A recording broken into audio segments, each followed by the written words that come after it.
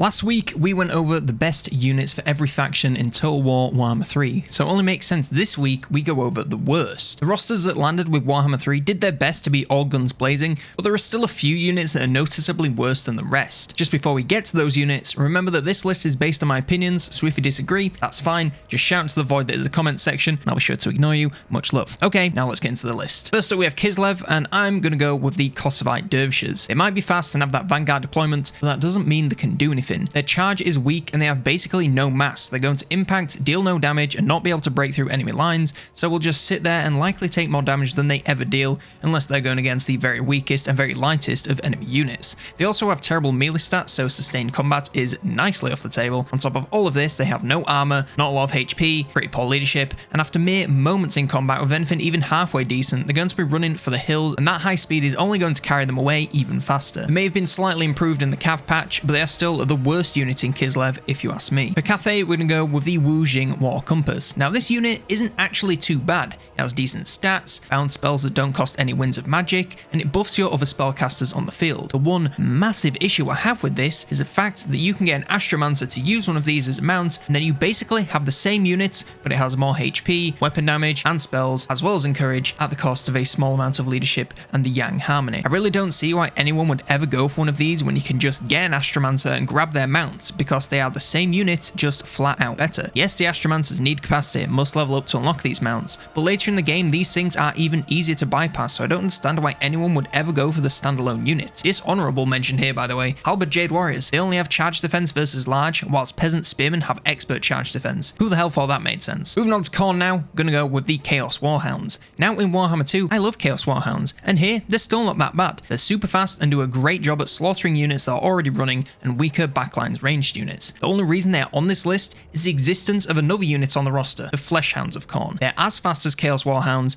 and then better in every single other stat but entity count. They only have 32 to the Warhounds 80, but they still deal and can take more damage, all while being as fast and still extremely effective versus running units and enemy backlines. The Warhounds are the much cheaper option, and early on they're of course the only option, so the better choice there. But once you get Fleshhounds, you really have no reason to ever go back to using these guys, so sadly they find themselves on this list. Moving on to Nurgle now, gonna go with the Chaos Furies of Nurgle. These are a similar case to the Chaos Warhounds. By themselves, there's nothing technically wrong with these lads. They're nice and quick and work well in clusters to take down enemy ranged units. They're weak, yes, but they are a super early game unit, so they should be. There's just a couple of things about them that I think make them pretty terrible, particularly Nurgle's roster. First is the fact that they are fast and squishy, when the rest of the entire Nurgle roster is slow and tanky. This means that using these guys in that battle strategy isn't going to work, as while these guys race ahead and attack, the rest of your army will be taking 3 to 4 weeks to arrive at the same spot, and they get focused down and die before accomplishing anything. Even if you hold them back, they still don't deal enough damage to synergize with that wall of flesh that is the Nurgle front lines, so they just don't fit the battle strategy. They don't do enough damage to warrant being so squishy, and they're too squishy so they can't last long enough. The second reason they're here is Rotflies. They're a flying unit that do fit the Nurgle playstyle, and it's painful how much better they fit the role. They are still fast enough for flying units, but are tankier, braver, and deal better damage, to allow them to fly over enemy heads and sandwich their front lines between 2 walls of rot-infused flesh. They're not really that bad, but they are the worst in the roster, if you ask me at least. Coming to Slaanesh now, and we're going to go with the Billy Basic Marauders of Slaanesh.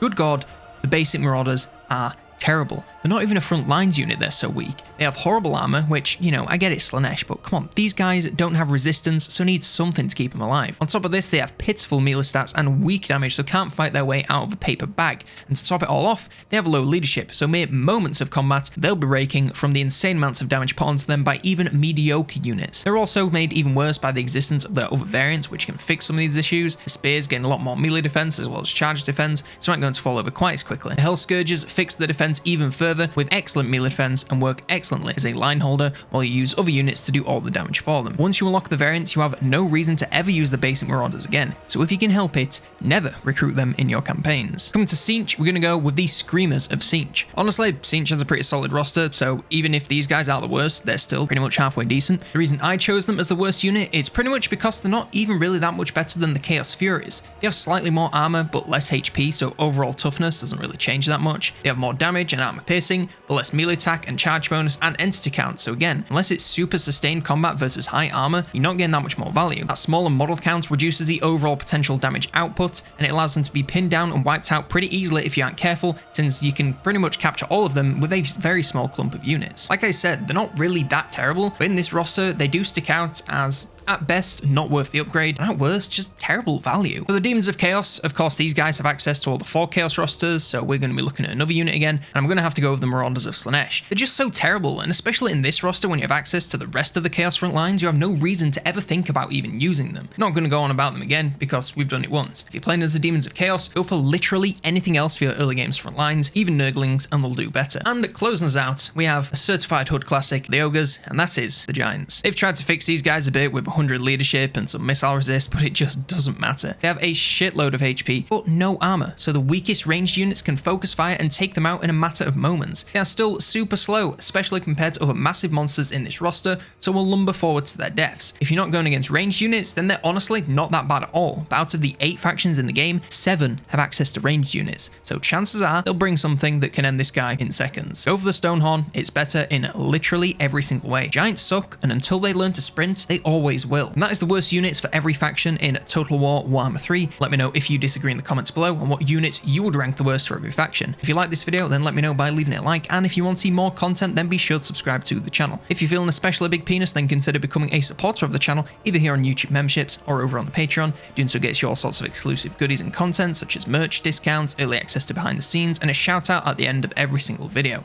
Massive thanks to Henry Tuck of his support at the officers tier. Huge thank you to every single supporter. One last thank you for watching, and for now, I've been COLONELDAMNEDERS, and I will see you next turn.